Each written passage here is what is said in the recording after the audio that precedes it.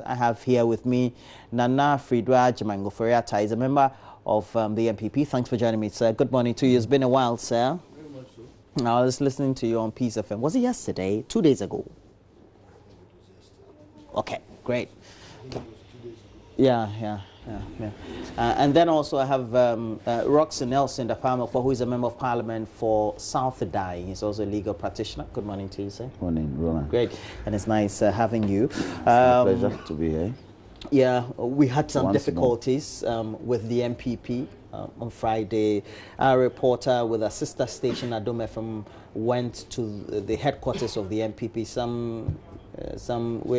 We had one Hajia Fati punching or slapping our reporter, and I think the whole media fraternity didn't take it kindly. Subsequently, we've had a statement issued by the MPP. We'll put that statement on the screen for you, which is signed by the acting general secretary of the party, saying that, well, they have taken notice of so far the incident that has transpired, and the MPP is concerned about what transpired, but they distance themselves from the act and condemn it unreservedly. The party again wishes to assure Ghanaian journalists, including myself, that the party respects and cherishes the role of the media as partners in development and does not condone any action intended to suppress press freedom. No journalist should feel intimidated, according to the statement, must continue to discharge his or her duties.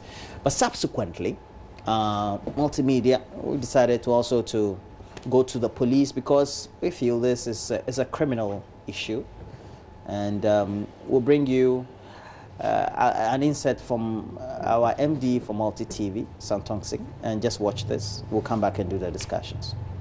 We can't, we should not tolerate this anymore, because again and again we have seen many cases for the past few years, for the past months, that yes, coming. And it's not only multimedia journalists, but also other journalists from the other media houses also experiencing the same thing. So we totally condemn this, and we want this to end immediately. In the case of Latif, we have made an official complaint to the police, and police are investigating. I think we have reported ACP Eklu just now that saying that they are concluding the investigation, though I'm not surprised sort of with the outcome or statement that you have made, but then we'll respect the processes. Due processes have to take place before we take the next action. And in the case of Charity Sechua, what we have done is that we have written official complaint to NPP, the leadership of NPP, condemning this, and then investigation to be done for the member who has done the brutality. And we have also written to the Information Minister, also for them to do the same thing, bring this to an end and do a proper investigation of what happened. And also we have written to National Media Commission as well, for them to also take an action. So these are the steps we are taking, and we'll see the outcome of it, because we acknowledge that we have to go through due processes to do it, and then once the outcome is done, then we'll see what's the next step, whether we are happy, we are satisfied, or we are not happy, then what is the next step that we're going to take. I was sitting at the receptionist when I saw a flash on my face, 1, 2, the third one. I said, why? Then I slapped the phone and everything off. That's all. That's what I do. I didn't know she was, and she is your colleague. I don't know. Nobody approached me.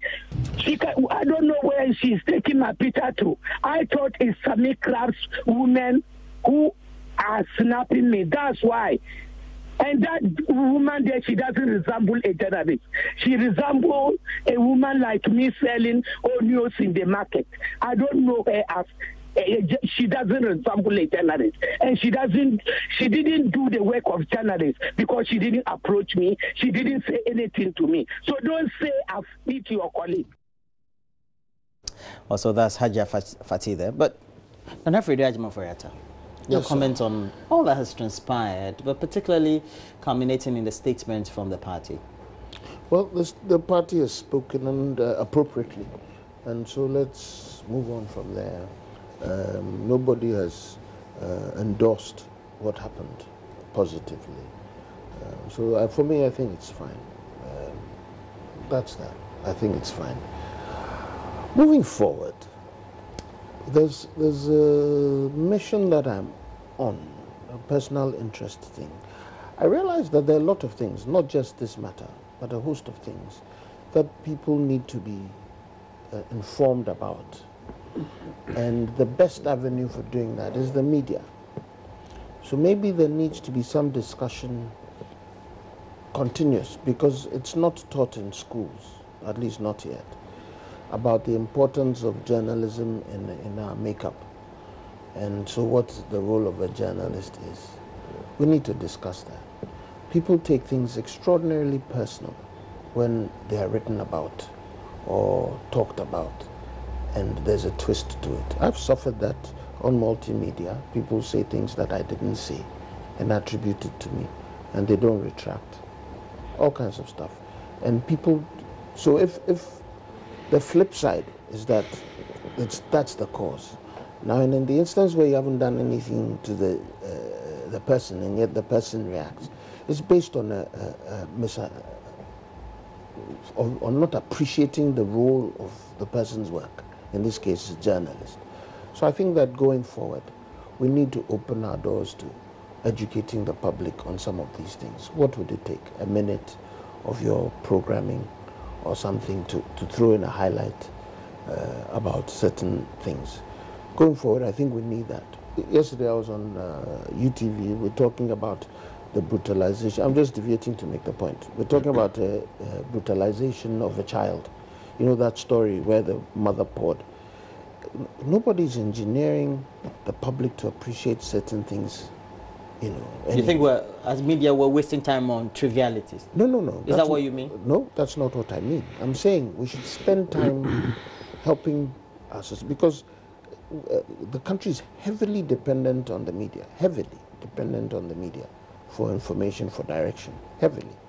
And so let's take advantage of that to help straighten certain things. And this is definitely one of them. Going forward, I think that's what we should do. But I think the party has done the right thing, acted swiftly and responded, taken our position on this matter. That's important. This is not one that one can pound their chest about. Before then, I had been getting some refrain. I think it was social media. It may be from party members that, of course, all of us relate to, not executive people. And so they don't speak for the party per se, but could be spokespeople for the party, maybe in terms of the communication structure. That this was an action of an individual, and that the party did not order anybody to go and do this or brutalize a journalist. Which is also true, isn't it? Well, even if it's true, do they help in the narrative? In assuaging feelings? Oh, but now you're trying to tell people what they should say. That's not what you want to do. I'm saying it's an opinion expressed, and it's not a wrong opinion. It is true that the party hasn't sanctioned anybody to behave like that. And then now, not only that, it has actually gone forward to say that this is not right and unacceptable. So I don't think there's anything wrong with that opinion. The opinion is not wrong, it's right. Mr. Rossendapon, I've looked at the statement. It doesn't say that we apologize to the journalists, we apologize to multimedia. That's just my personal opinion, though. Now, what does it say? Well, condemn the attack. No journalist should be treated this way in the line of duty, etc. Yes, it says that. But it doesn't say that we apologize for our member doing this. I thought being categorical would have been. I believe even the statement was issued as an afterthought, as a result of the wave of public criticisms the events concerning. Happened and after. Exactly. They had to be swift. It wasn't. It wasn't swift. The statement delayed. It was after waves of criticisms against the party. You feel excessive public and media pressure, as well as even political pressure. Exactly, man. You see, we have for the past been told that the NPP is of a certain posture and of demeanor and all that. The NPP over the past 10 years has become very brutal. How many years? Over the past 10 years. They've been brutal? Has metamorphosed from being a party that we are believed to be gentle, to be tolerant of opposing views, to be of a certain general meaning, to become brutal. They even have institutions within the party that brutalize. And I speak of all the forces they have created in the regions, the vigilantes and all. Now, this is not the first time. It's happened so many times. All right? And we are saying that Ajia Fati, what is the role in the NPP? What is her office? What office is she holding? She doesn't hold any executive Exactly. office. If she's only only a card-bearing member, by this time I expect, because in our constitution, the NDC constitution, there's a provision for disciplinary measures, and there's a sister clause or article in the NPP constitution on discipline. I expect that as part of the issuance of the statement, indeed, an apology and the statement should have been issued twofold. One, personally to the journalists concerned, and to multimedia and the public. Because you see, this is a criminal conduct. This is a conduct that our Criminal Offences Act frowns upon.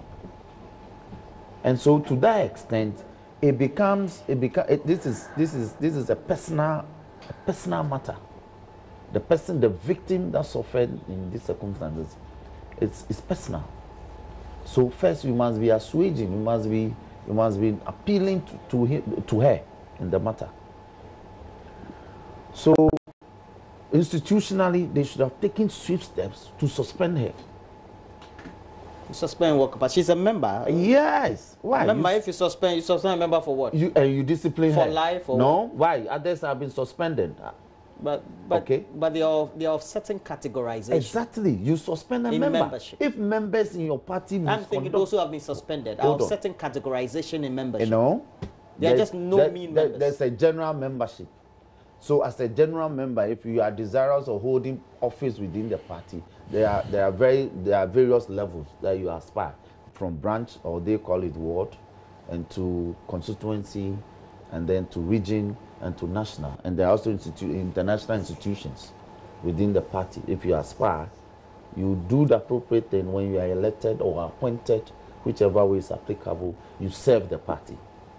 But first of all, you are only a member. So if as a member of the party you misconduct yourself to this extent, the party should be sanctioning you before apologizing to the generality of the people. That is my point. They have not sanctioned her.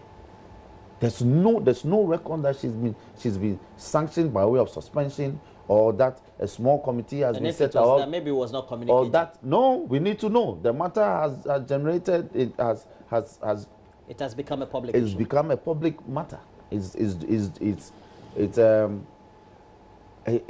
dominated the public discourse for some days now. So if they are taking those in-house steps, they ought to be telling us. Then we know that indeed, then they mean the apology that they issued. But the apology, with all due respect, is quite empty. And it is as a result of the criticism. So they must do something to as it were, serve that particular interest. You know, and I don't find it funny. Because you see, if I were the lady, I'll be making a complaint at the police station, at the Nima police station. Well, we've already made a complaint to the police. As an institution? As an institution. You know, this is crime. This is crime in persona. This is the person who suffers. It's not multimedia. Multimedia you can only support. You can't be a complainant. She is supposed to lodge the complaint. All right? But it is also not out of place that the institution as multimedia has put in a formal complaint so that the matter can be gone into. The law has to be followed in this case. Well, we went to the National Media Commission. Is that the right place to go? You see, when you do that, if you go to the National Media Commission, what locus do they have in this matter? They can only issue a statement and condemn it. They cannot sanction Ajia Fati. What can happen is that a criminal summons will be brought against her depending on the nature of the evidence. It should be put before court. And while that is happening, the party will be disciplining her. She could be suspended. She ought to be suspended. In what capacity? Just as a member. So that when party activities are ongoing, you don't go near. She can be suspended for some days or some months or some number of years to serve as a deterrent to other future marauding party members. If we don't do things like this, then the party is huge. There are members from Paga to Keta, from Keta to Orwin in the Western region.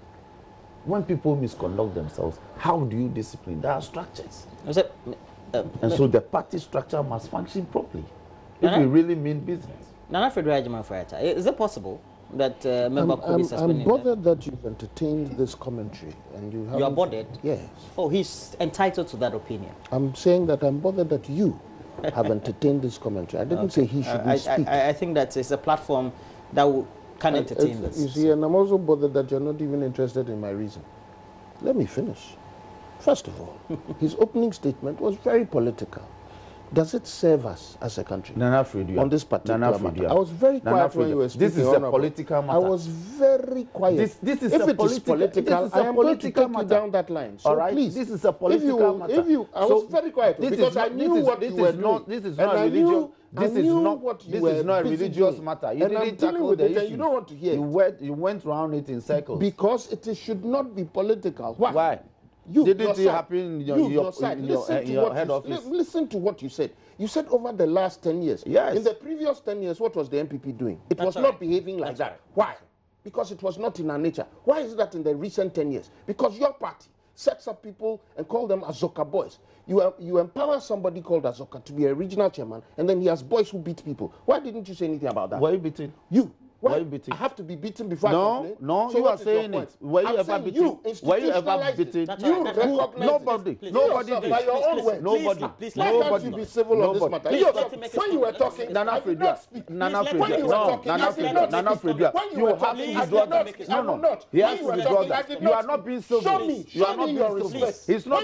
I have shown you respect. You can't talk to me like that. You can't talk to me like that. That's all you do. You disrespect people. When we speak the truth, then you begin to insult. I've been very civil. I'm always civil in my presentation. You keep quiet. That's okay, the two of you. Please. Are you the one speaking? Please. No. You can't tell me not to be civil. The two of you. If you are speaking. When I spoke, you said that you are surprised that he allowed my submissions. What sort of arrogance is that? I thought they just told me that you are allowed to express yourself. Am I not allowed to express myself? You are surprised that I have spoken. That's all right. Please. What arrogance is that? What obnoxious? You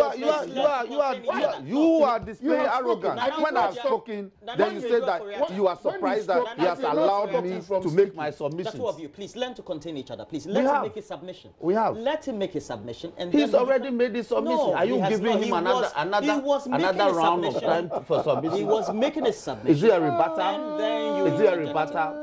If it's a rebuttal, it should say so. Now you want to dictate the pace. I am not dictating. Now you want to tell the host what to do. Didn't you tell the host what you ought to have done? That's okay. Didn't you say that?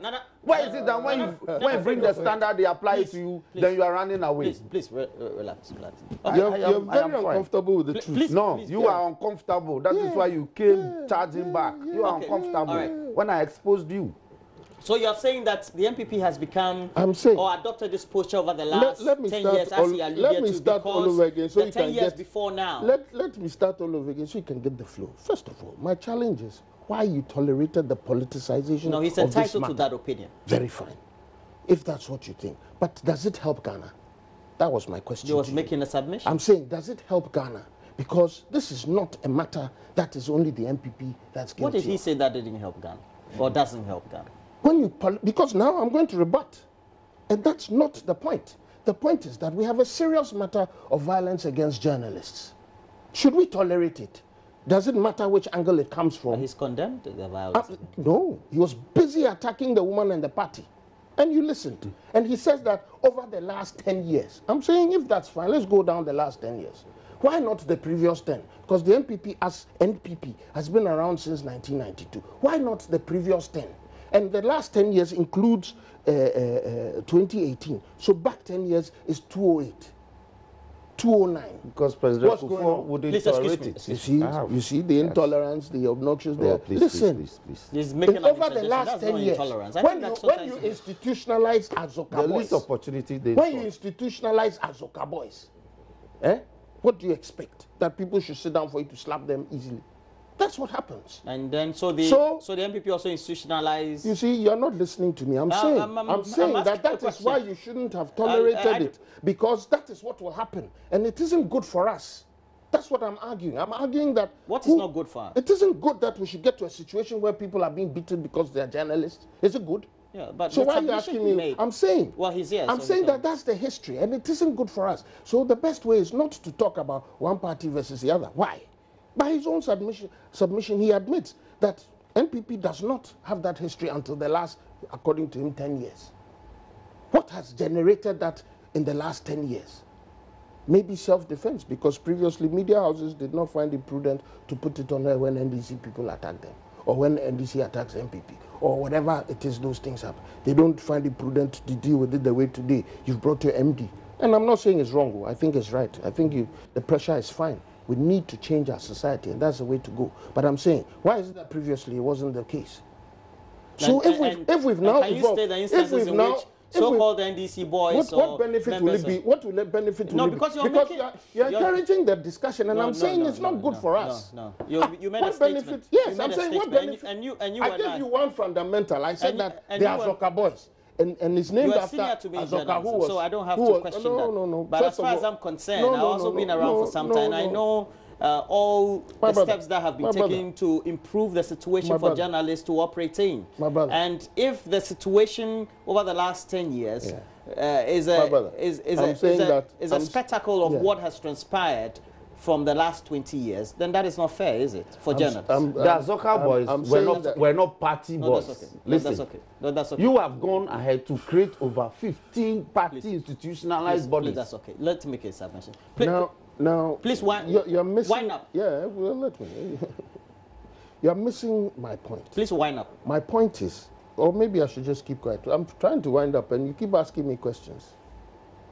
So if you like, I'll just keep quiet. Please go ahead. Thank you. My point is simply this. This situation is not what we should find ourselves in. I'm not saying we as NPP, we as a country, we shouldn't find ourselves in this situation. True. And the best way out, because the minute you start referring to the politician, when you, as multimedia, say NPP, that to me is not politicization. At least not so far by how you opened the topic. But the minute you allow a flow of, oh, these people, as if the NDC was never guilty, and then it becomes defensive, then it goes back and forth. By the time we're done, this shouting match that has just happened is what will be the solution. It doesn't work. So let's deal with the matter. I didn't shout. You shouted. I didn't yell. What about interjections? Rude ones, for that matter. It wasn't rude. Yeah, when you spoke, I didn't say a word. It is allowed in debate. I heard everything and I picked it all. And when I picked it, I've used it to make the point. Stop, and instead of you listening and being insulting words. I mean, every opportunity is using insulting words. And you're allowing him. You keep doing that. Why? You keep doing that. It's amazing. What sort of conduct is that? Every opportunity you insult, every opportunity you insult. When I ask you which one is the insult, you won't be able to tell me. Okay, please, please go ahead. Now, if this is the case, then we'll leave your show not having settled anything. That's what's going to happen. And then you leave your audience also sitting back and say, there they go again. And nothing would have happened. I'm saying it doesn't help. This situation is not a good situation. If you think, for example, that the party should have said, we apologize, I'm not going to... You don't think the party is... It's not what I think. Oh. Don't you think the party needs to apologize? I think the party has done what it thinks it should do. If you think that they should do that, I don't think there's a problem with your thoughts. Maybe the party should take it up and act on it. So, but the point for me is that there should be a situation where we make people realize that this is not the kind of behavior we want. And if I listen to Adja Fati's defense, for all you know, she might have a position because she claims she didn't know it was a journalist. We're arguing along. Well, the journalist had a tag. She's been in the studio. She had a tag. Bear with me. Would you call somebody an onion seller? Bear with me. Or purport to think the person is an onion seller with an Adom FM tag? I'm asking you. Or a multimedia tag? I'm asking you. Bear with me. Yes, sir. She says that she didn't know. 1. 2. She says that the person was taking pictures of her. As far as she knows, journalists normally approach you before they do those things. That's what she said. She says, as far as she knows. And then this tag of onion seller, she says that she thought the person was like her, who is an onion seller. She puts up all kinds of statements. Now, I'm raising these things not in her defense, but I'm saying that... But that's what you're doing. You're defending her. Okay, then I'll stop. Please go on. I'm telling you clearly that I'm not. You are saying I am. Please I'm trying to make up raise a point to you. I'm saying that all these things come to play. Now, when we begin to educate the public on these things, then we'll get a better response, probably a more remorseful response, probably a more apologetic situation. And the best, most ideal situation is not for it to happen at all. So let us begin to work in that direction. That's what I'm interested in. I'm not interested in this, he said, she said, MPP did, NDC did. I'm not interested in that. That one doesn't work for me. Well, you brought NDC up, I think. Oh, I did? Well, no, that's okay. That's okay. You said Are you serious? I brought NDC up. A small Saribata. I spoke very clearly as to what I thought the party should have done in these circumstances. I referred to the existing disciplinary measures in their own constitution that they ought to apply. They have not so far applied in these circumstances. These are the things that I've said. I placed my submission in context. That is on record. It's a despicable act. It ought not to happen. Okay. Now, let's move on. We've had the Asantehene, according to reports, meet the president, Nana Addo Dankwa Akufo-Addo. And we know that the Asantehene had expressed certain concerns about actions or inactions of certain personalities close to the president or government. And he felt that their actions or inactions were denigrating the stool which he occupies and his person.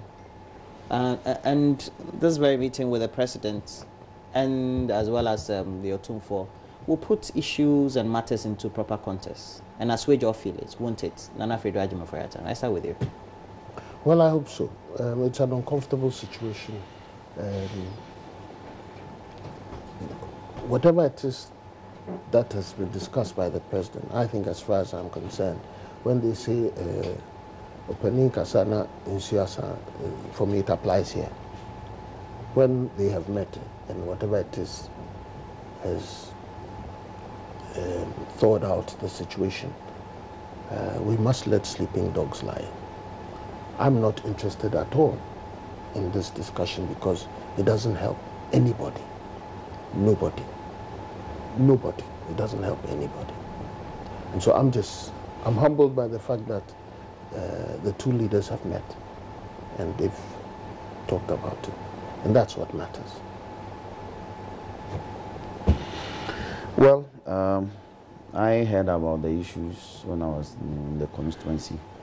I think I was in Peking when I heard about what had transpired, I mean, yes, that some party people, party executives specifically, went kneeling down before that Asantehene, and so I wanted to know the circumstances, and I was told apparently there are a lot of undercurrents that and issues have come to the attention of the Asantehene. So when the group visited, he took the opportunity to express his misgivings and disquiet on the issues. So apart from the fact that the executives lie prostrate, as it were, they quickly had to do the needful, alert the high authorities, of course the president, to step in. And this is what we want, where there's a seeming development of certain things that do not gel well for peaceful coexistence, particularly between the traditional authority and the secular states. It's important that it takes steps as the leader of the country to address it. And this is what he's done. You can see the push. If this is really from the meeting that... No, this from a previous one. Yes, I suspected so because it appears. A previous one. Yes. But just a flash. The picture will speak to the issues. But because I hear this one was in camera. It was this particular meeting was in camera. So it took the opportunity and discussed the issues. So we'll go forward. We need a united country. Yes, true. And well, we'll have to move on the subject. But let's go to Woyome. We'll take you to the courts. And we know that, well, according to what the news headlines are, for example, the Today newspaper front page says Woyome seeks refuge at ACHPR, accuses Justice Doche of bias, etc. We'll give you an insight into what transpired over the last 16 hours, and then we'll be back in the studio for the discussions. Case were each handed an hour to make their opening statements. The businessman's legal team was led by Kweku Osafo Boami, who accused the Republic of Ghana of violating its human rights. He then took on justices of the Supreme Court, who ruled that Mr. Woyome pays back the 51.2 million cedis to the state. Supreme Court of Ghana Judge Justice Jones Doche, who presided over that case, was not spared. Each case needs to ascertain the reasonableness of time. So it is our contention, or the applicant's contention, that he has been able to demonstrate a good and compelling reason why there was some delay in bringing the matter before the commission. And in the interest of fairness and justice, this court must listen to the applicant. Deputy AG Godfrey Yeboah-Dame, however, disagreed with this view. He urged the court to throw out the case. Because the record will show that even after the Supreme Court gave judgment, which the applicant complains of in 2014, the High Court in 2015 gave a judgment acquitting and discharging the applicant of criminal charges in respect of the same set of facts. So our respectful submission is that indeed the courts of Ghana exercise their jurisdictions depending on the circumstances relating to the facts that have been adduced before the court. Indeed, the Supreme Court exercised a specific jurisdiction, which is a constitutional jurisdiction. The review was also in respect of that specific constitutional jurisdiction. The High Court, when it was acquitting and discharging the applicant in 2015, even after the Supreme Court had ruled against the applicant, was exercising a criminal jurisdiction. But also the fact of the Supreme Court having given a judgment in 2014, before the High Court also determined the criminal matter in 2015, did not in any way influence the High Court at all. Neither did it lead the High Court to also ruling in favor of the state. The state lost that matter. The applicant was acquitted and discharged. Indeed, the state appealed to the Court of Appeal against the judgment of the High Court. But the Court of Appeal again dismissed the appeal by the state, ruling in favor of the applicant.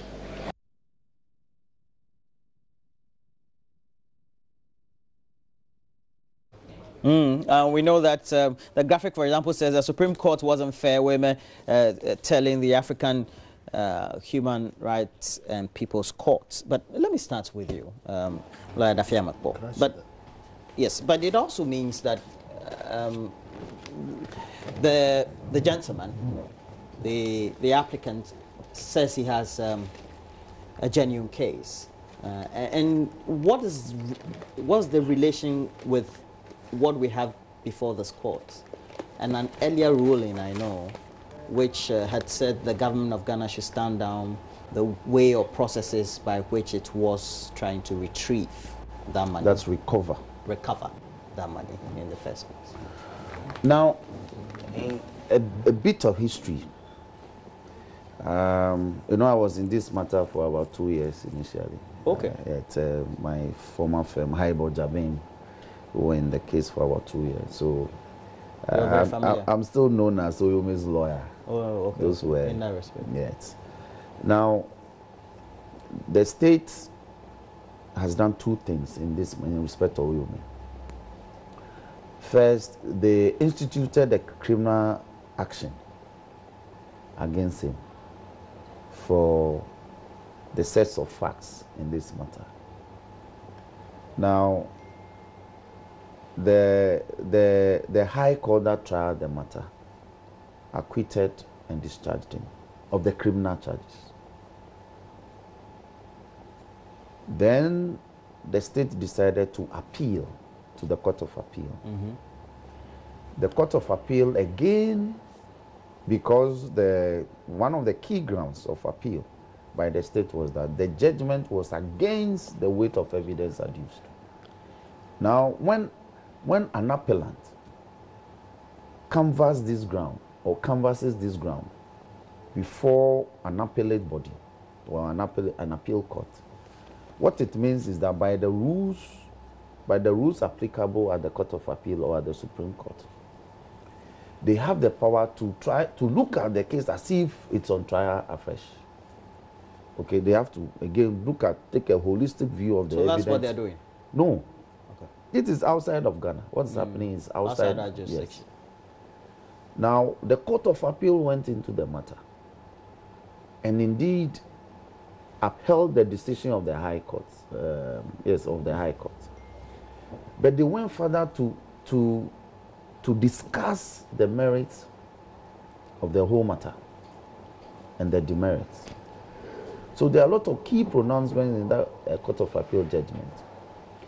The state, for some reasons, didn't appeal to the Supreme Court as of right. Then what they did was, they now went to the Supreme Court on a constitutional matter. And that is that the contract that Mr. Woyome alleges that the government entered into with those international consortium, for which is entitled to some payments, which monies he received, was not submitted to Parliament for approval.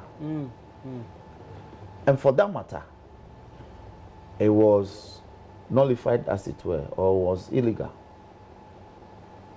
So once the whole transaction was declared to be a nullity, the fallout, the consequence is that any payment, therefore, based on the such agreement, should be returned to the state. This was the civil alternative approach that the state used. Then Matiamidu came in, if you recall. So then he also went back and applied to the Supreme Court, because you see, in the whole consortium, there were a lot of companies. There was Waterville and there was the other companies. So he went to also declare that all the other transactions that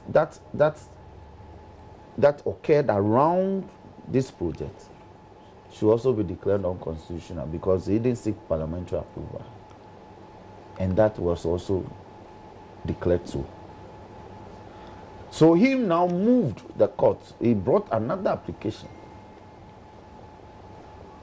to pray the court that because of the earlier ruling, Mr. Woyome and all the other players, Waterville also received some money. Yeah, there's a 6 point something. Yes. All those monies should now be refunded to the state and the appropriate interest paid.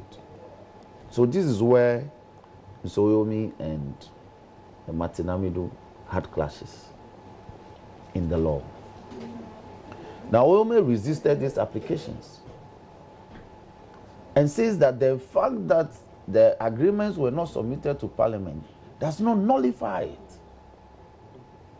And so the payments that he received were justified. Oh, no. But the Supreme Court won't listen. Won't listen, or has made a ruling on. Oh, no.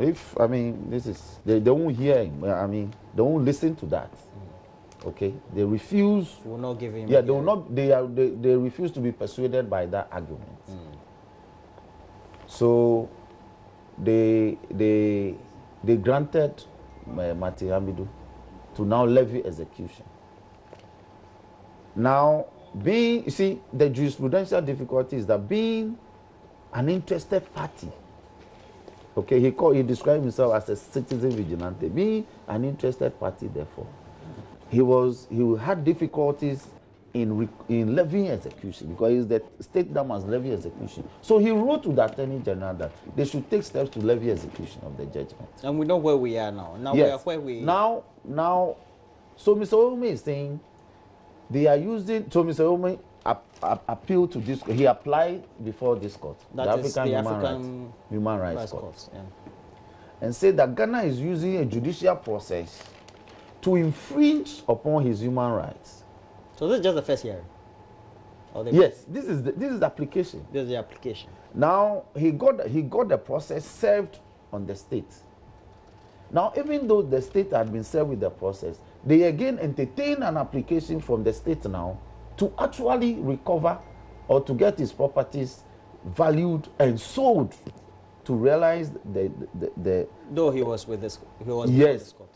To realize the judgment debt in the ideally. So hold on. Once you have appealed to this court, it means that the government of Ghana. It's not an appeal. It's a separate application. Okay. So he's applying as an African citizen, a citizen of an African country. Good. I'm asking. Okay. Yes. So him having applied to this court, yes, his thinking and the thinking of his legal team was that the government of Ghana should stay any other action exactly on retrieving exactly the 51 yes, or whatever yes, amount of monies that are remaining yes, with him. Yes, is that not it? Yes, but the state. But the state is an independent. Hold on, exactly. Signatory. This is the gravamen of where we are now. The state said no. They are a supreme state with our jurisdiction, a sovereign jurisdiction. We are not amenable to the jurisdiction of the Tanzania court. Even though we're signatory to... Hold on. That was glossed over them. Then the legal team of Mr. Woyome said, no. There are protocols. We have signed onto those protocols. So you have to respect those protocols. We are obliged by the tenor of those protocols. Okay. So once a citizen has submitted himself to the jurisdiction of the court, which is co-terminus to Africa, we are bound. And that's why they've gone back to the court? No, so they brought an application before the court to direct the Supreme Court of Ghana, or not to the Supreme Court, but to the Republic of Ghana. To respect. That ruling. To respect the case before it. Their appearance. Not to proceed against Mr. Woyome further. Okay. And that is where we are. That is where we are. Fantastic. But Nana Frederick. So that was granted. That is why the state has stayed in its hands. So now the Tanzania court is hearing the application as brought by Mr. Woyome, whether or not the processes being used in Ghana is actually adversely affects his human rights. But the fundamental base for argument is that there's been a ruling in Ghana which says that, I mean, in plain language, go and collect the monies that were paid to him. I mean, that's a fundamental issue. But of course, we're signatory to this protocol, so we're expected to respect it. I was hoping you'd precede the report with a rendition of the famous song. Which one is that? Woyome, Woyome. I think he's executing or exercising his rights and exhausting whatever he believes are the processes that would work in his favor. And I think that's what he's supposed to do. You think he's just buying time, delaying? Whatever it is he's doing, it's supposed to be for his good. And there's nothing wrong with that. I mean, why should he put himself in a situation if he can avoid it?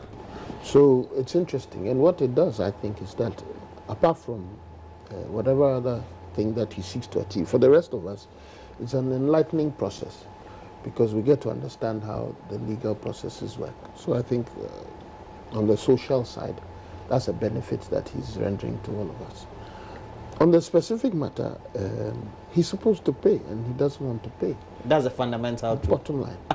All the steps are to show that, because if we listen to the Honorable, in the case where he won, there's no need to go and appeal because he won. He wasn't going to pay. And then in the case where he loses, then he appeals because then he was going to be pushed towards paying. And ultimately, this is where it's going. And then when you listen to the arguments that he makes at the Tanzanian court, or the court in Tanzania, clearly he's trying to find space, especially when you listen to the when you read or listen to what his attorney is saying, and then you listen to what the Deputy Attorney General is saying, clearly it's a matter of finding space to further proceed. For me, we should just follow the thing and see where it goes. As a Ghanaian, I'd want that money to come back. Especially when it's a campaign promise. I don't know that we promised to get his money back. On the campaign platform, perhaps not in your manifesto. You cannot make the decision of a court, or when the court hasn't, it's still giving in you the a certain process. direction. Whoever would have said that, I'd find very strange. That they will say if we say we'll chase the money, that one, I think we can say that. Oh, you said it? Yeah, that one is fine. But if we say we will get it, that one is the decision of the court. So you will then be more amenable to that balance. That's the point. Bottom line. The objective is for us to make sure. So he can go around, he'll pay. Yeah. But this right now is going through the process, so let's leave it. If, we're saying, and then the court to say that he should not pay. So what's the position if you look at the observation and the literature, Mr. Dapamopo, is that he says he'll pay, but he wants the time? John, what you say? No, I'm trying to make an inference. I mean, generally. He has always resisted payment, the refund. The refund. Because his position was that he was paid legitimately. Yes. His position has always been that he was paid legitimately. And indeed, there's a chunk of the money outstanding. You are aware. The state didn't pay all the 51 million. It's a chunk still outstanding. So he's waiting to get more. Oh, yes. Why? Legitimately. All right. We have to go to the University of Ghana. Maxwell Agbagba will be with us very soon. His friend or not. But we know that there was an event yesterday in which the president launched a fund for the University of Ghana. Now, I think in his statement, he said that in the history of the establishment of the University of Ghana, Dr. J.B. Danquah cannot be written off or taken out of the history of the University of Ghana. We'll come to that matter. But there's an issue that majoronline.com has also published. It's about a public spirited person, a private citizen, Robert Agrifane Emisa, and others, having served notice to the Vice Chancellor of the University of Ghana to vacate his post because he's occupying the office illegally. Mr. Emisa and the other spirited Ghanaians argue that, acting through their solicitor, they argue that a High Court ruling in Winneba declared that the extension of the mandate of the governing council of one of the universities of our country, the University of Education Winneba, by the Minister of Education to stay in office to perform such function as properly appointed council was in breach of Section 8 of the Act that establishes the University of Winneba. But if you come down, I think they have some interpretations also from the Constitution that seems to suggest that the Vice Chancellor may have been appointed at a time when there was no governing council of the University of Ghana. And I start with you, Mr. Dapamoko. Just give us an interpretation on these issues and what can we say before we move on to the issues. Let me situate my arguments within the law squarely. If you look at our Constitution, Article 195, which talks about the power to appoint persons into public service or into positions within the public service as vested in the president. Now, 195(1) says that subject to the provisions of this Constitution, the power to appoint persons to hold or to act in an office in the public services shall vest in the president, acting in accordance with the advice of the governing council of the service concerned, given in consultation with the Public Services Commission. Now, 1953, which is very germane to the matter in issue, is that the power to appoint persons to hold or act in an office in a body of higher education, research, or professional training shall vest in the council or other governing body of that institution or body. Now, Mr. Emisa and his friends, they're arguing. Yes, they're arguing that But let me give you an example before I go there. If you recall, recently, the acting chief executive officer of the EPA, previously appointed by the president to an acting capacity, had to be removed. Because the president came back to say that, well, I appointed you in an acting capacity, pending the recommendations of the council, or the body, the board of the EPA, in consultation with the Public Service Commission. Now, when those advice came, they disrecommended you for appointment. And so based on that, I cannot confirm the appointment, unfortunately. Okay. So that is a clear precedent. Now, what is happening, or what has happened within the University of Ghana and the UST matter, NOST matter, is that pending the proper constitution of the university councils, the president exercised his powers under 1951. Okay. So he placed these people in an acting vice chancellor capacities. I don't know whether the boards have since been properly constituted, because I know that the chancellor has just been appointed, Madam Chinere Hesse.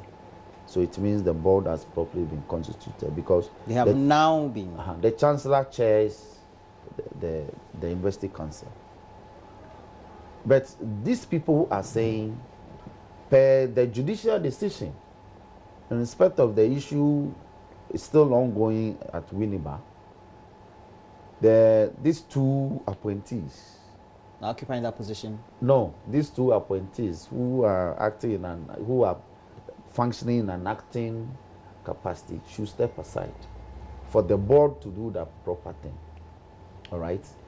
Yes. On the face of it, it looks legitimate. It looks a call that is grounded in law.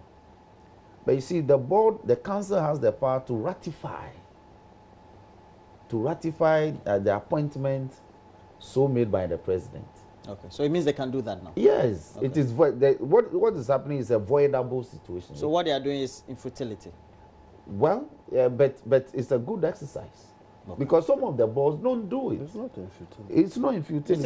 It's not infutility. It's not infutility. It's a good exercise in corporate governance, because you see, the situation, very murky situation we have in Unibank wouldn't have happened if the board that was properly constituted in 2014 had ratified the appointment of Professor Avoke. All right, let's note it. Now, he has to make his submission, but let's go to University of Ghana, because we know that Maxwell will be speaking to some students who would have to go to class quickly, but we know it's on the subject of... we don't have to go to work.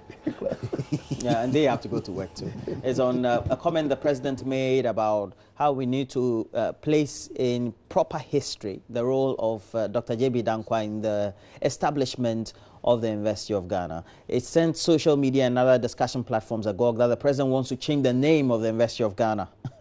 Well, so... an intellectual and somebody who is well steeped in academia says that was just not the right thing to do. Please, let's just go to Maxwell Agbagba, the University of Ghana campus. Well, Maxwell, good morning. Yes, Roland, as you rightly mentioned. So, what's the interest of your discussions this morning? We've been on social media since yesterday, both from trolling going on right now. Some students of some present and past students of the Kwame Nkrumah University of Science and Technology and others, are actually trolling University of Ghana students. Well, the discussion on a lot of University of Ghana WhatsApp platforms basically is that some of them are saying that the president is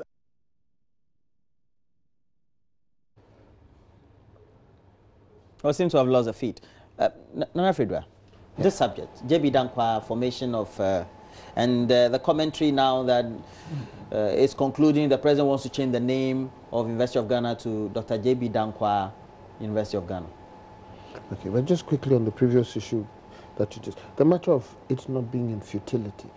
the other point is, I mean, in addition to what the Honorable said, the other point is that, you see, we tend not to recognize regulations and laws and what have you. When somebody raises it, even if the person ends up, their objective ends up not being what became the case, they would have put us through a process that teaches us that we must respect our regulations.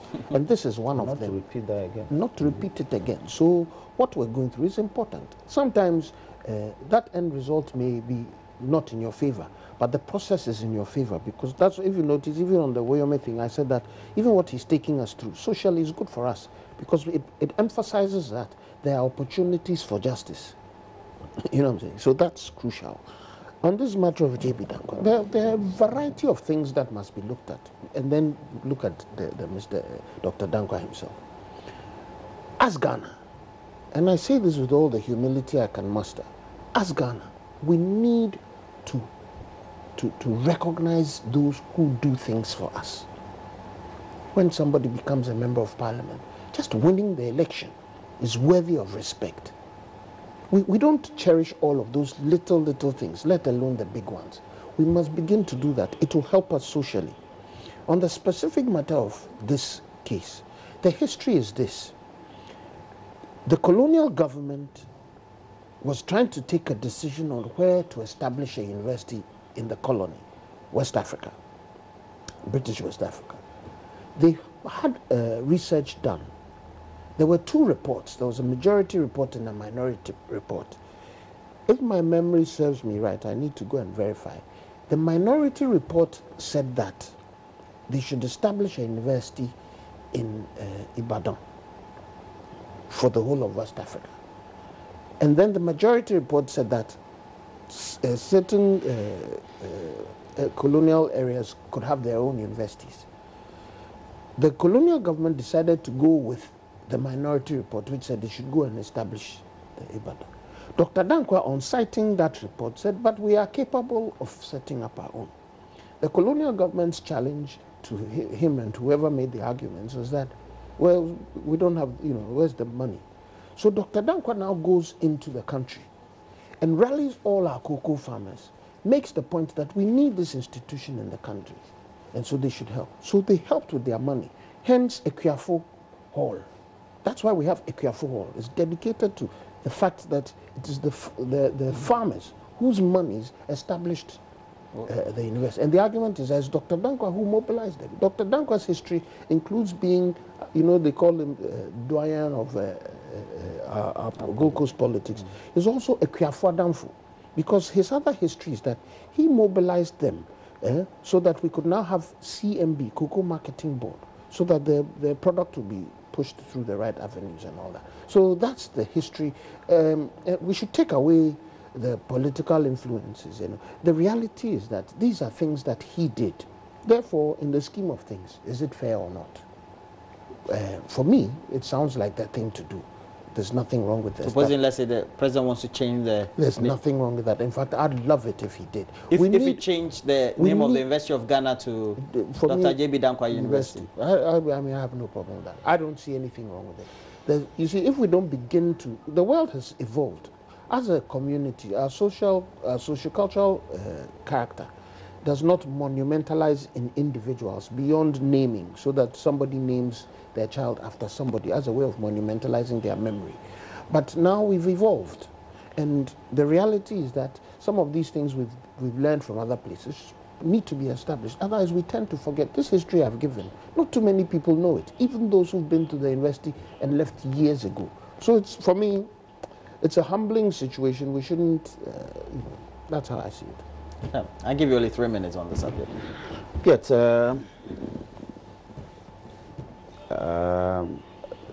this issue is ought to be placed in its proper context. I think the context has been placed.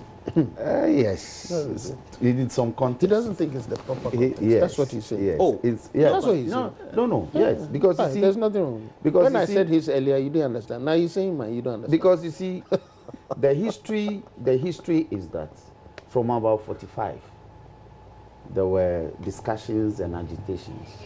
Because prior to that, The only other institution of higher learning, if you left secondary school, which was Achimota and in Fansipim at the time, you had to go to Yaba College in Lagos to obtain a diploma to become a teacher. Yeah. And before Yaba College, we had Fora Bay College in Sierra Leone. In fact, they introduced the donation we know with Nigerians. It was the Sierra Leonean teachers who, when they left Fora Bay College. That's why we have the pidgin on. Yes. The accent. Yeah, the accent. That's why the Sierra Leoneans speak like the Nigerians. Yeah, but they actually... It's actually the Nigerians rather who speak like the Sierra Leoneans. Exactly. Oh, okay. You know, if you go into the history of linguistics in West Africa, they will teach you this.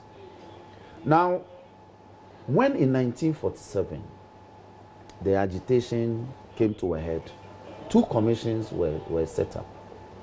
One was the Elliott Commission. The other one I'd forgotten. But Elliott worked with some other members. Now, in this commission, the idea was that they should establish two universities in Ibadan and Lagos. Now, Sir Takrich, who was a member of the commission, issued a minority opinion and said that no. In fact, at that time, Gold Coast was the colony that was actually sending more students to Yaba College. Nigerians were not really interested. It was the Gold Coasters. So it would be prudent for a college to be established here. The report had to be laid before the Legislative Council at the time. And Danquah and Sir Techi Mensah and others were members. And from the records that I've seen in Parliament, I've gone to look at some of these things. Danquah was the third debater. So his debate was actually in support of his other two colleagues who had spoken strongly for the establishment of the school. If you look at how the land was acquired, it was by the Ghana representatives. Through the instrumentality of Dr. J.B. Danquah. No. I will come to JB's role. Now, when the acquisition occurred and all that, the colonial masters, the colonial administration cited funds, like it said. Then there was other debate that the cocoa revenue, part of the cocoa revenue that was being sent to the colonial metropolis should be applied. And they applied it. So it's not as if it was Danquah alone who did the mobilization. No, the argument was as if he alone... He was instrumental. He was not capable. How do you go countrywide? It was just an argument. No, let's be very careful. It was just an argument. Because the argument first was to settle on establishing... Okay, let me ask you this. So if the name is changed to Dr. J.B. Danquah University, it will be right. Why would it be so? Why not? Is J.B. greater than of Ghana? No, the school is called Ghana. The school is called University of Ghana. I don't think it's out of place. No. The fear is that what the president has announced, you know, the president, many of the things that he's announced he's doing. No. He announced the things he's doing. Isn't it interesting that even the name Ghana was suggested by Dr. Who told you that? This is an angle that you have always pushed, which is not correct. It's not true. It is not true. What is the truth? He tabled it before Parliament. Who told you? I've read that. Who told you that? In the archives. So what is the truth? He is not the one who proposed it. Sorry, we have to end the history lesson. You don't want to hear. Nkrumah was naming a secondary Ghana National College in 1948. Where did he get it from? Nana Fredua Ajimani. Where did he get it Is it Danquah who can read? No history lessons. It's ended. Is it Danquah Nana who Fredua can Ajimani Oforiata. Nkrumah was a voracious leader.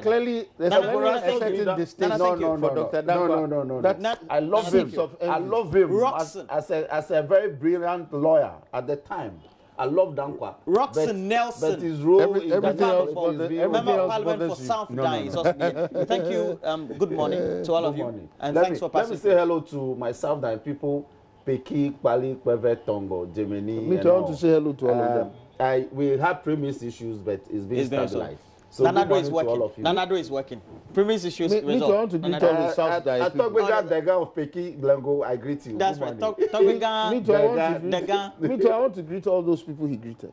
Yeah, Nana Fredua Ajimani. Next election, vote for him.